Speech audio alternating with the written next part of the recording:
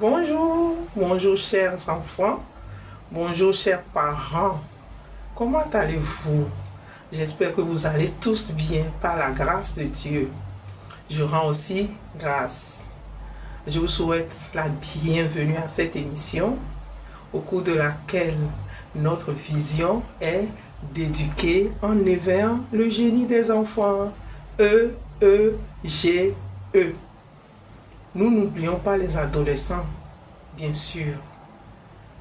L'émission du jour a pour titre Ramé, Ramé. Oui, tu as bien entendu? Ramé, Ramé. Et c'est un terme élevé du Togo qui voudrait dire changeant, changeant, instable, inconsistant. Et l'émission est pour vous.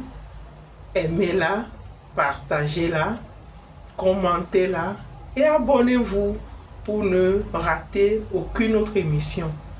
Et Ramé Ramé, oui Ramé Ramé, nous parlons des enfants instables, des enfants qui sont inconsistants. Et nous en avons tant à la maison qu'à l'école, qu'à l'église, parmi les enfants qui suivent des études bibliques à l'église. Oui, mais qui sont-ils? Ce sont des enfants qui changent d'humeur. Ils ont des sauts d'humeur. Ils ont des intenses humeurs. Ils changent à n'importe quel moment de la journée. Vous pouvez avoir un enfant avec des humeurs très positives et d'un instant à l'autre, au cours de la même journée ou bien dans une heure, vous pouvez voir ce même enfant très irritable. Ce sont des enfants qui bougent beaucoup, qui ne savent à quel sein se vouer. Et souvent, nous les parents, nous avons pitié d'eux. Et même leurs camarades qui n'ont pas de tel comportement les trouvent bizarres. Et ces enfants, et en grandissant, ils ont des moments de dépression. Ce sont des enfants qui parlent beaucoup. Au début, ils ne savent pas comment faire, mais après, en grandissant, à l'âge d'adolescence, ils deviennent très bavards. Ils parlent beaucoup, beaucoup, beaucoup. Ils parlent tellement. Ce sont des enfants aussi qui ont beaucoup d'imagination dans leur tête. Et ils pensent à 1001 choses à la fois. Ils peuvent même s'imaginer, se croire qu'ils ont inventé quelque chose. Des choses se passent dans leur tête, vous ne pouvez pas imaginer. Et ce sont des enfants qui ont des comportements agressifs par moment. Et en grandissant, ils ont des manières irresponsables. Et ils ont des mœurs sexuelles très libres dans leur âge d'adolescence. Et en conduisant, par exemple, ce sont des enfants qui conduisent de manière imprudente, très imprudente. Et ils ne font qu'à leur tête. Ce sont des enfants à humeur incontrôlable. Et ils sont très bougeants. Ils bougent tellement. Et que remarquons-nous dans leurs études secondaires surtout, ils vont en montant de manière croissante et après ils subissent des niveaux qui ont des effets négatifs. Ils subissent des coups et leurs études deviennent souvent très négatives. Ils n'arrivent plus à joindre les deux bouts. Quand l'enfant est ainsi changeant et vacillant en humeur, il devient très dépressif, il devient triste, il a des idées de culpabilité. Ce sont des enfants qui ont des idées de suicide en grandissant. Et nous devons les aider. Nous devons les aider. De tels enfants, dans une journée, ils ont plusieurs épisodes d'humeur. Ils peuvent être gais, après violent, après triste, après calme. Donc ce sont des enfants très instables, comme nous l'avons dit. Ils sont très incontrôlables, inconsistants. Et qu'est-ce que nous pouvons leur faire? Comment aider de tels enfants? Ce sont des enfants avec qui nous devons beaucoup parler.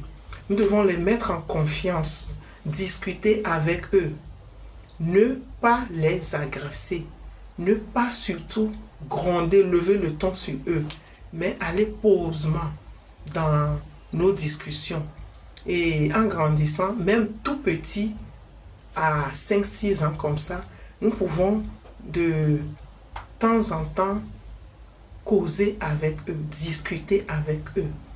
S'ils commettent des bêtises, ils font des bêtises, nous devons les rappeler, leur poser des questions à propos, leur donner les bons et les mauvais côtés des bêtises qu'ils ont fait et les aider à se corriger. Et souvent, nous pouvons aussi les aider en les amenant à faire des exercices de marche, de course. Nous devons les aider surtout en agissant sur leur corps, leur force, puisque en eux bouillonnent des idées, des humeurs pas possibles.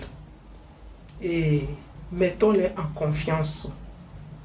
La natation peut les aider, le vélo aussi, parce qu'en faisant de tels sports, ils réfléchissent tout en bougeant tout leur corps. Ça va leur faire du bien. Et nous pouvons aussi agir sur eux en revoyant leur alimentation. Pas trop de lipides. Oui, pas trop de lipides. Pas trop de choses huileuses. Nous pouvons les aider en leur offrant surtout des légumineuses, des noix, des riz complets, des chocolats noirs, pourquoi pas, pour pouvoir les calmer. Et nous pouvons aussi les amener vers les psychologues pour qu'ils reçoivent des aides de manière cognitive et de manière psychologique. Oui, chers parents, nous avons une tâche très importante auprès des enfants. Et c'est durant toute leur vie de maturation que nous devons être à côté. N'oublions pas de leur parler de bonnes paroles de Dieu, parce que ça les aide aussi.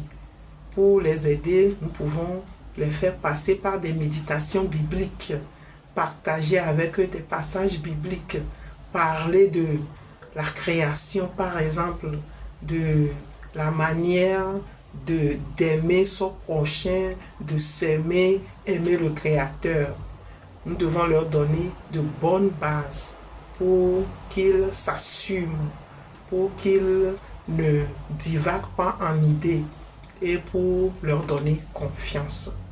Chers parents, chers enfants, si vous vous sentez mal à l'aise, toujours bougeant, ayant des idées par-ci, des idées par-là, n'hésitez pas à en parler aux parents, à en parler aux éducateurs, aux enseignants. N'hésitez pas, parce que les grands sont là pour nous aider. Les petits aussi sont là pour partager leurs expériences avec les grands et les parents. Bien-aimés, demeurez bénis et à la prochaine.